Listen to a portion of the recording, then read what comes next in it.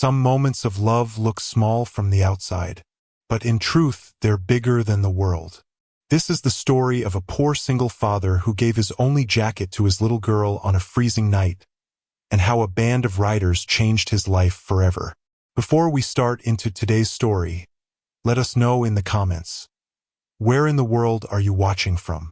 And if our stories touch your heart, please subscribe to the channel. Your support helps us reach our first 1,000 subscribers and bring you more inspiring stories every day. Scot Walker pulled his daughter's arms through the sleeves of his worn jacket. It was the only one he owned, patched at the elbows, zipper stubbornly stuck halfway. The icy wind bit into his own shirt, but he pulled the collar up and smiled through chattering teeth. "Better?" he asked gently. His daughter, Joanna, only 8 years old, nodded and snuggled deeper into the oversized fabric. She didn't see the way his fingers turned red from the cold. She only felt safe, wrapped in something that smelled like home. They were walking back from the dollar store, plastic bag with bread and milk swinging from Scot's hand. The streetlights buzzed overhead, casting long shadows across the cracked sidewalks. A group of boys leaned against the corner store, cigarettes glowing between their fingers. Their laughter was sharp, mean. One of them pointed. "Look at him. Guy can't even afford a coat." Scot kept walking, jaw tight, eyes fixed forward. He had heard it all before. But tonight, with Joanna holding his hand, the sting cut deeper. The boys stepped into their path, blocking the sidewalk. Their sneakers were new, their jackets thick with fur-lined hoods. One blew smoke deliberately toward Scot's face. "Hey man, you forget your coat?" he sneered. "Or did you pawn it for that bread?" The others laughed, the sound sharp as broken glass. Joanna pressed closer to her father, clutching the hem of the jacket. Scot's throat tightened. He wanted to snap back, to tell them what real struggle felt like. Working double shifts at the gas station, patching the soles of his shoes with tape, skipping meals so his daughter wouldn't. But he swallowed the words. "Come on, Joanna," he murmured, guiding her forward. One boy called after him, "Hey hero, maybe next time she can keep your shoes too." Their laughter echoed behind them. Scot didn't turn around, but his hands shook, his face burned, and every step felt like walking barefoot across gravel. He had given Joanna warmth, but in doing so, he had given the world another reason to mock him. That night, Scot tucked Joanna into bed, pulling the thin blanket high up to her chin.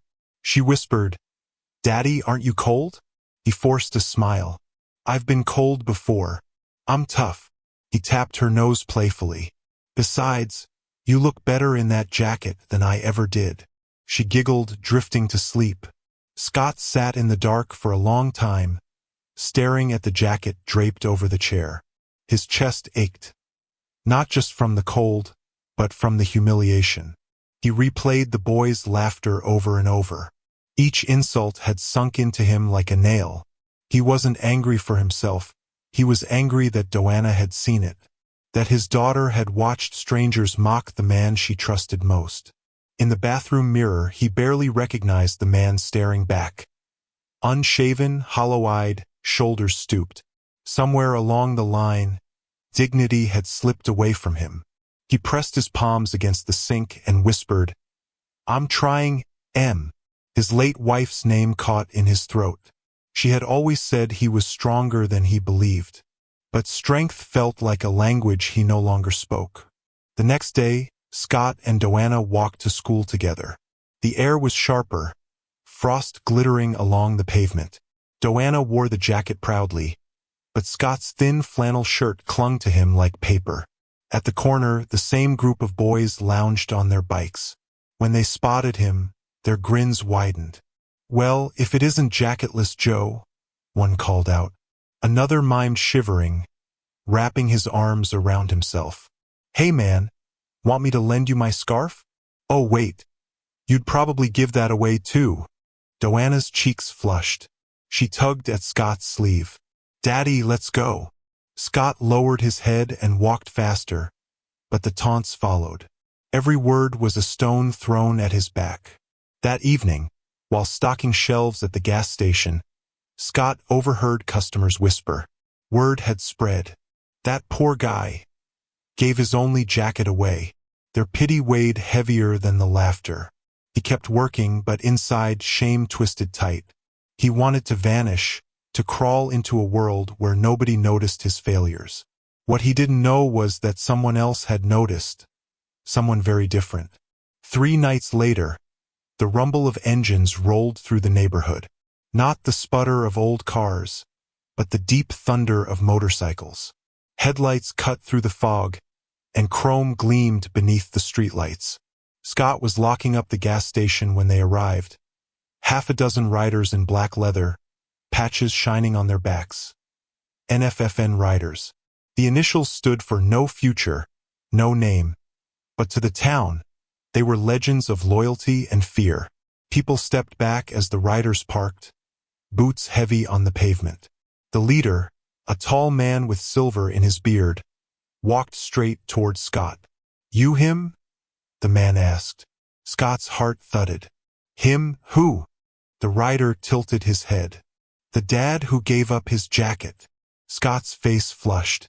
He wanted to deny it, to escape. But Joanna's laughter, her warmth that night, filled his chest. He nodded slowly. The rider studied him, eyes narrowing. Then he smiled, not cruel but proud. Thought so, he said. Come with us. The night was about to change in ways Scot never imagined. Scot hesitated, glancing back at the gas station door as if it could shield him. He wasn't the kind of man who belonged with bikers. He was the man who pushed a broom at closing, who skipped meals to keep the lights on. The silver-bearded rider folded his arms. You gave your only jacket to your girl. That's the kind of thing that matters to us. Scot shook his head. I'm just trying to be a dad. The man's eyes softened. Exactly. Engines rumbled behind him, headlights casting sharp halos in the night fog.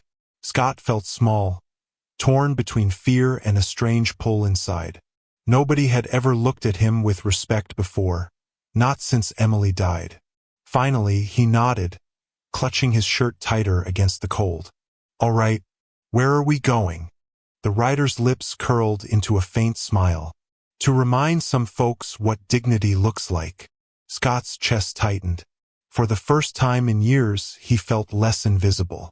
They rode into a quiet industrial lot, oil-stained concrete glowing under dim lights.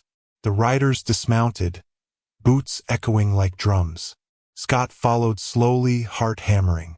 One pulled out a chair, setting it in the center. Sit. Scot obeyed, unsure, clutching his hands in his lap. The riders formed a half-circle around him.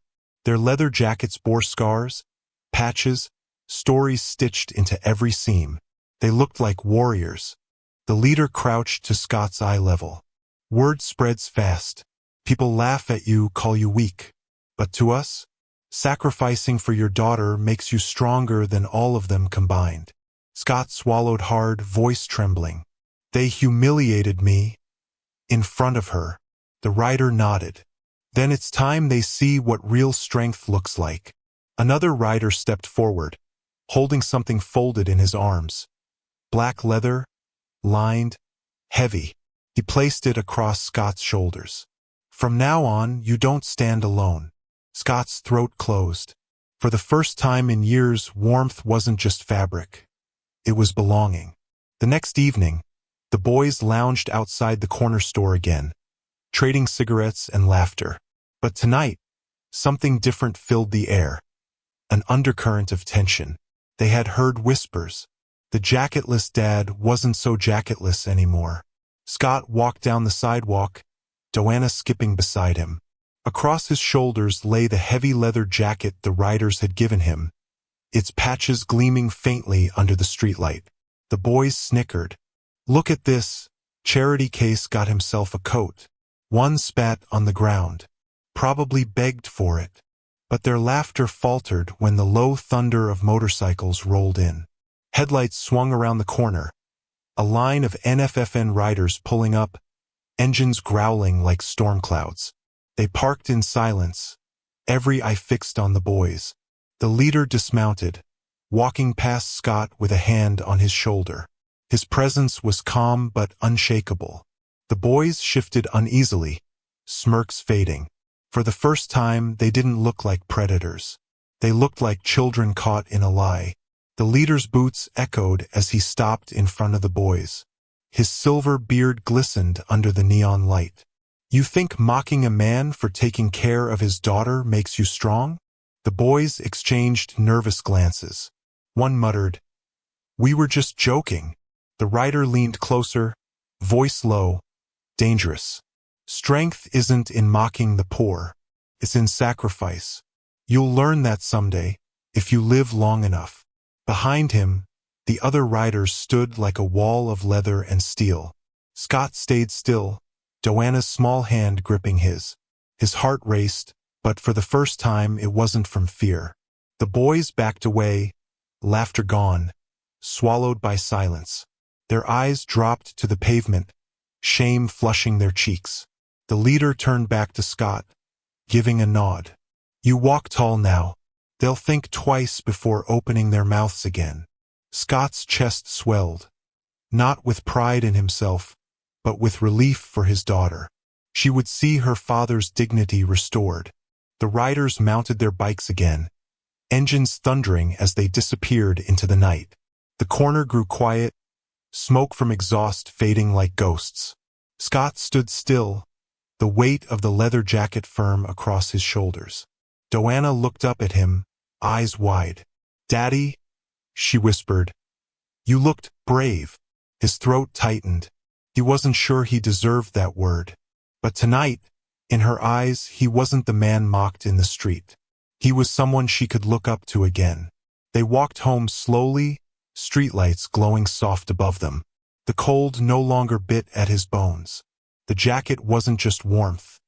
It was a shield, a reminder that even the invisible could be seen again. At their door, Scot hung the jacket on the chair. He touched the leather gently, whispering, "Thank you."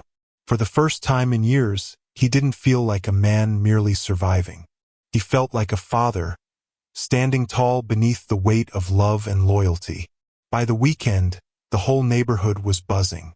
Some spoke in awe, others in disbelief. "Did you see him? The gas station guy? He's riding with the NFFN Riders now." Scot overheard fragments while stocking shelves. At first, it made him uncomfortable. He'd never been the center of attention. But then, one evening at the diner, an older woman approached. "You're the one who gave his only jacket to his daughter?" she asked gently. Scot nodded, unsure what to expect. She smiled. "That's not weakness. That's love. Don't let anyone tell you different." Her words struck deeper than the laughter ever had. Slowly, Scot began to realize something. The humiliation hadn't defined him. His sacrifice had, and people were starting to see it. But he still carried doubt. The jacket on his shoulders was heavy with meaning. Could he live up to it? That night, he sat at the table, Joanna asleep upstairs, whispering to Emily again, "Am I becoming the man you believed I could be?" Days later, Scot walked Joanna home from school. Frost laced the air, their breath puffing like smoke. She clutched his hand, humming softly. Halfway down the block, the familiar laughter returned. The boys stepped from an alley, blocking their path. Well, one sneered. "Look who thinks he's a tough guy now." Scot's chest tightened. His instinct was to shield Joanna, to turn back. But tonight, the jacket hugged his shoulders like armor. He stopped, eyes steady. The tallest boy stepped closer, trying to shove him. Scot didn't budge. His silence spoke louder than words. "Think those bikers make you somebody?" The boy snapped. Scot met his gaze calmly. "I don't need them to be somebody. I'm her father. That's enough."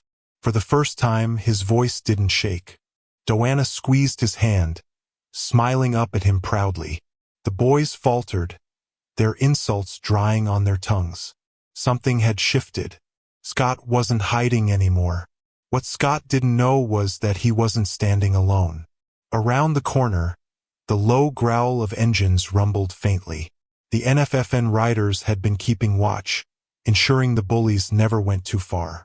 As the boys lingered, pretending bravery, the roar of motorcycles grew louder. Headlights swung into the street. 6 bikes pulled up, chrome glinting in the dim light. The boys' bravado crumbled instantly. Their smirks vanished. They muttered excuses and scattered like leaves in the wind. Scot stood frozen, heart pounding, as the riders parked. The leader dismounted, gave him a firm nod. "You handled yourself." Scot exhaled shakily. "I didn't fight. I just stood there." "That's enough," the rider replied. "Sometimes, standing tall is the hardest fight there is." Joanna looked at her father, eyes glowing with pride. Scot realized she had just seen him in a new light, not as the man mocked, but as a man who refused to bow. For her, that was everything. Later that night, the riders gathered with Scot outside the gas station. Their jackets gleamed under the neon sign, patches bold against the dark. The leader lit a cigarette, exhaled slowly. "You know why we wear leather?" Scot shook his head. "It's not just protection," the rider said. "It's a reminder. Life's hard. People hit you, weather cuts you, mistakes scar you. Leather carries those marks, but it doesn't break. Neither do we." Scot touched the jacket on his shoulders, feeling its weight differently now. It wasn't charity, it was a symbol, a call to live with dignity, no matter what the world threw at him. "You showed your daughter what real strength is," another rider said. "Not fists, not money, love, sacrifice. That's the kind of strength people can't mock." Scot swallowed hard. His chest felt full not with shame, but with something close to pride. For the first time in years, he wasn't apologizing for who he was. He was learning to stand in it. That night, back at home, Scot sat on the porch with Joanna. She wrapped herself in a blanket, resting her head against his arm. The jacket draped across his shoulders, warm and heavy, but not as warm as her presence. "Daddy," she whispered, "I like when you wear it. You look strong." His throat tightened. "Do I?"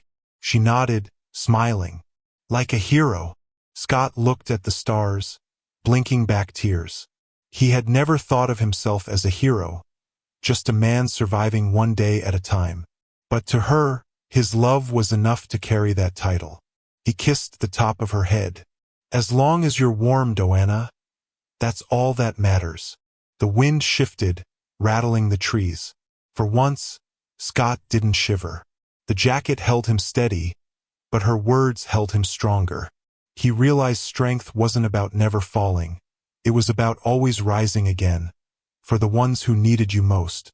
A week later, Scot faced the coldest night yet.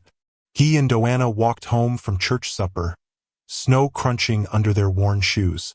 The boys appeared again, emboldened by the dark.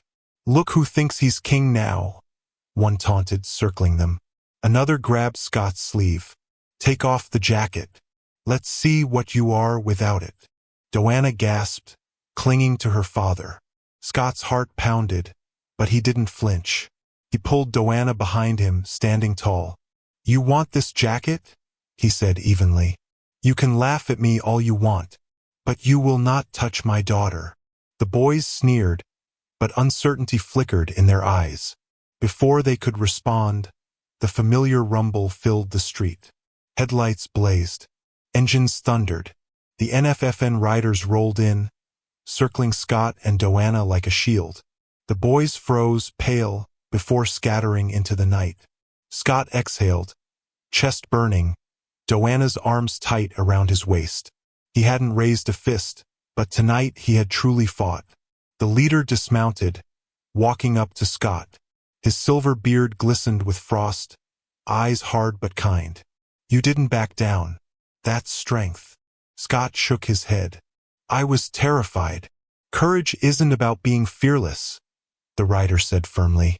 "It's about doing what's right even when fear is eating you alive." The others nodded, silent witnesses to a man reclaiming himself. Joanna stepped forward timidly, her small hand resting on Scot's jacket. "My daddy's brave," she said softly. The rider crouched, meeting her eyes. "He's more than brave. He's the kind of man this world needs." Scot's throat tightened. For years he had been invisible. A poor widower, mocked, pitted, forgotten. But here, under the glow of bike headlights, he stood recognized. Not for wealth, not for power, but for sacrifice, for love. The riders roared their engines in approval, a thunderous chorus that shook the street. Scot felt it in his chest, in his bones. For the first time, he belonged. The next day, the riders came to Scot's house. Joanna peeked from the window, eyes wide as motorcycles lined the curb like gleaming guardians. The leader carried a box, heavy and black. He set it on the porch and opened it. Inside lay a brand new leather jacket, custom stitched with patches. Across the back, NFFN Honorary. Scot stared, stunned. "I can't. I don't deserve this." The leader placed a hand on his shoulder. "You earned it the moment you gave your only jacket to her. This isn't charity. It's recognition." Joanna clapped her hands, beaming. "Daddy, it's yours." Scot slipped it on. The weight was different, firm, protective, a second skin. But what struck him most was the pride in his daughter's eyes. He had been mocked for having nothing. Now he stood honored for giving everything. Tears blurred his vision as he whispered, "Thank you." The riders nodded in silence. They knew. That weekend, Scot rode with the NFFN Riders for the first time. He sat behind the leader, leather jacket tight across his shoulders, wind rushing against his face. The town watched as they thundered down Main Street. Mothers pulled their children close, not out of fear, but awe. The man they once pitted now rode with legends. Joanna stood on the curb with a neighbor, waving wildly. Scot lifted a hand, heart swelling. For her, he would endure every mile. For her, he would stand tall.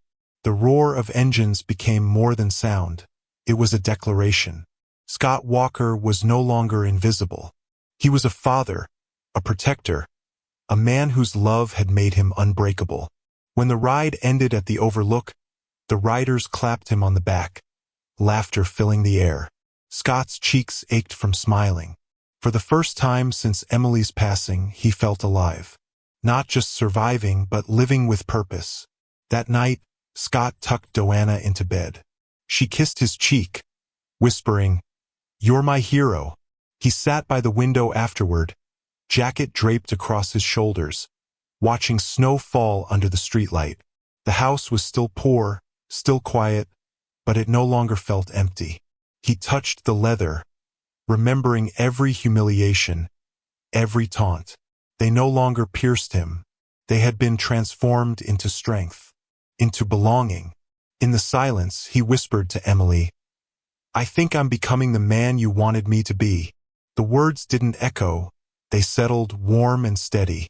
Outside, the distant rumble of motorcycles carried through the night.